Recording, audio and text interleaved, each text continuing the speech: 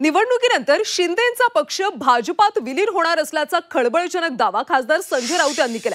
मोदी शहांचा शिंदेंना विलीनीकरणाबाबत आदेश असल्याचं राऊत यांनी म्हटलं। शिंदेंचा पक्ष आता राहिला नाही असं राऊत म्हणतात। दरम्यान राज्यसभेच्या बदल्यात राऊत ठाकरेंचा पक्ष काँग्रेसमध्ये विलीन करणार असल्याचा हल्लाबोल भाजपने केला।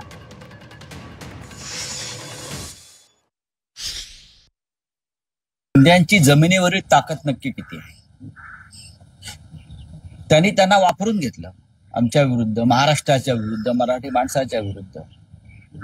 आणि अमित शहाचा आणि मोदींचा त्यांना थेट सल्ला आहे की महानगरपालिका निवडणुका झाल्यावर तुम्हाला तुमचा पक्ष हा भाजपमध्ये विलीन करावा लागेल। हे जे मी सांगतोय या सत्य आणि तथ्य आहे।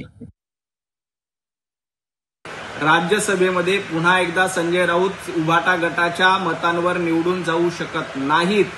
त्यामुळे संजय राऊत यांनी राहुल गांधींसोबत डील केली आहे आणि महापालिका निवडणुका झाल्यानंतर उभाटा गट हा काँग्रेसमध्ये विलीन होणार आहे।